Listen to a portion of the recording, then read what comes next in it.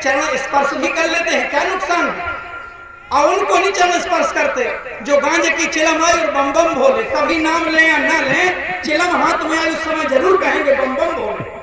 एक ही समय मिला भगवान का नाम लेने का, भैया बम बम भोले, सवेरे ले लो शाम को ले लो, नहीं, जब चिलम हाथ में आ गई, जब एक सट्टा लगाएंगे तब जरूर कहेंगे बम बम भोले। और भोले की बूटी है, उन लोगों का विरोध किया जाता है।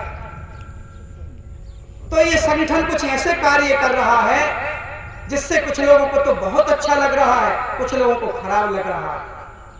खराब होने लगता है, अब शराब पकड़ते हैं तो जिनका शराब से धंधा चल रहा था उनको तो बुरा लगेगा। इसी तरह से हर क्षेत्र में आकलन करना।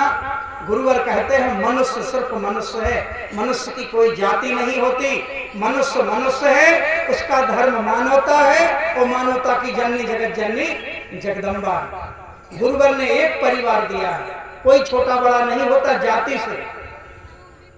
छोटी छोटी सी बातें हैं जो गुरुदेव जी सबको समझाना चाहते हैं।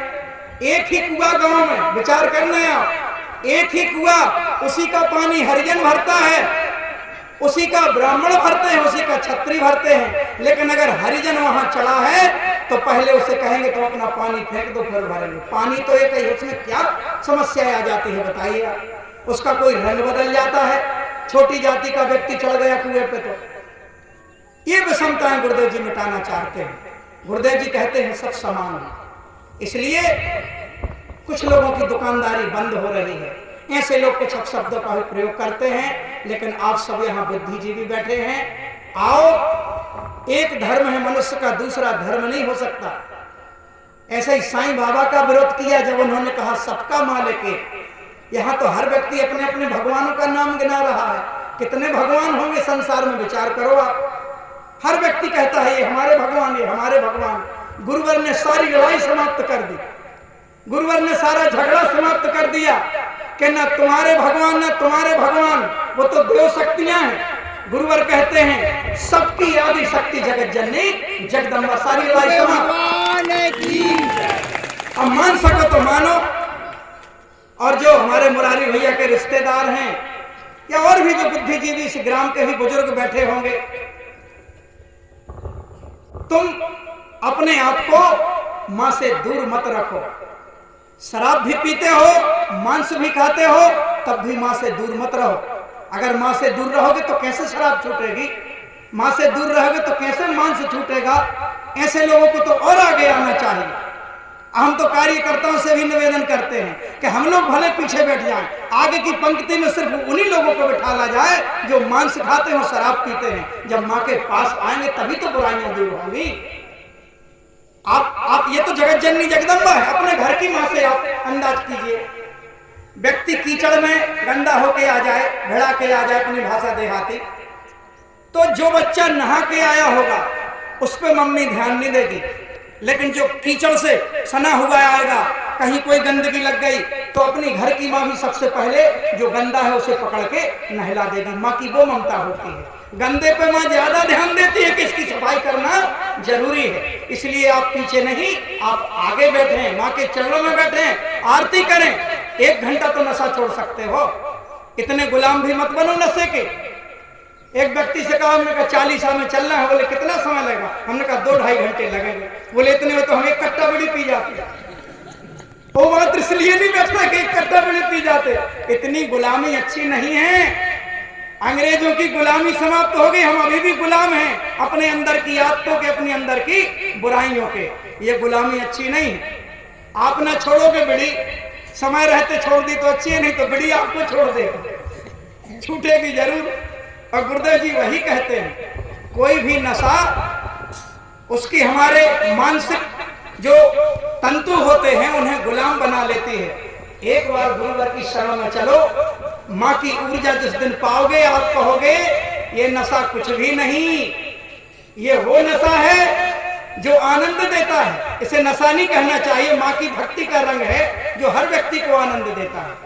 तो आप सभी जितने भी रिश्तेदार हैं, मैं तो एक वचन जरूर चाहूंगा। आप मुरारी भैया के रिश्तेदार हैं, जरा सोचो आपके ही रिश्तेदार ने एक ऐसा मुकाम हासिल किया इस यात्रा में। वो पदाधिकारी भी हैं और इतना दिव्यता का अनुष्ठान भी उन्होंने संपन्न कराया। तो आप भी प्रयास करें कि एक बार परमहंस योगीराज श्री शक्तिपुत्र जी महाराज के दर्शन अवश्य प्राप्त करें, इनकी शरण में जाएं और अपने जीवन की बड़ी से बड़ी समस्याएं इन्हें अवश्य बताएं। हमारे गुरुवर आपकी व्यथा मिटाएंगे, चाहे युवा हो, किसी भी क्षेत्र की परेशानी हो, एक बार मेरे कहने से, चाहे स्कूल में पढ़ने वाले बेटे बेटियां हो, आपकी कोई समस्या हो, एक बार जाए तो गुरुवर के चरणों में, इस दरबार में भी दूर हो जाएंगे। लेकिन अगर और बड़ी व्यथा है तो एक बार गुरुवर से अवश्य बताएं, गुरुवर निदान देंगे, रास्ता बताएंगे कि बेटा ऐसा करो, हमारी मिट्टी आपकी भी मिटेगी। तो हम सभी लोग, क्योंकि अभी एक और दिव्य अनुष्ठान है ग्राम रसीलपुर में, 4 बजे उसका समापन है, इसलिए वहां भी जाना पड़ेगा। इसके बाद में गुरुदेव जी ने वही मार्ग बताया है, ये साधना वही मन साफ करने वाला साबुन है। नशे मान से मुक्त चरित्रवान जीवन, गुरुवार का व्रत, माथे पर कुमकुम का तिलक, गले में रक्षा कवच, घर में माँ का ध्वज और गुरुवार का व्रत, यही तो साबुन है। आप करके तो देखो, आत्मा निर्मल होगी, विकार भगेंगे। गुरुवार के व्रत से अनेकों लोगों ने कठिन से कठिन परिस्थितियों में लाभ प्रदान किया है।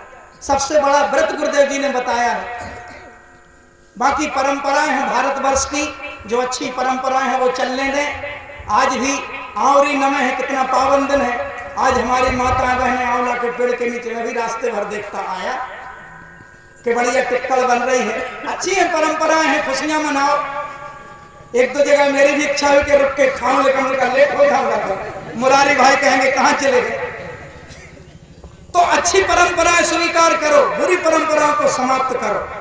कठिन से कठिन व्रत हैं, माता बहनें रहती हैं, ये उनकी जितनी तारीफ की जाए उतनी कम है। बिना पानी के भी व्रत रह लेते हैं, लेकिन गुरुवर कहते हैं आओ एक बार गुरुवार का व्रत शुरू करके देखो। जैसे सभी नदियों में गंगा नदी को कहते हैं इससे बड़ी कोई नदी नहीं है, इसी तरह से सभी व्रतों में गुरुवार का व्रत उससे बड़ा कोई व्रत नहीं है।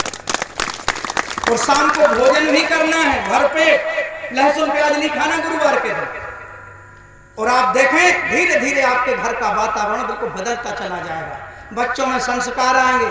सबसे बड़ी समस्या तो ये बच्चे भटक रहे हैं, और ये बच्चे भटक गए, बड़े होकर माँ बाप को रुलाएंगे, ये सबसे बड़ी समस्या।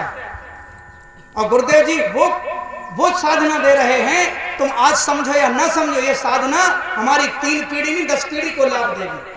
बच्चों को जोड़ो, जो बच्चा आज जुड़ जाएगा, ये हमारा मानना है इस मंच से कि 99%, 1-8% तो माँ की कृपा है, संस्कार अपने अपने हैं। रावण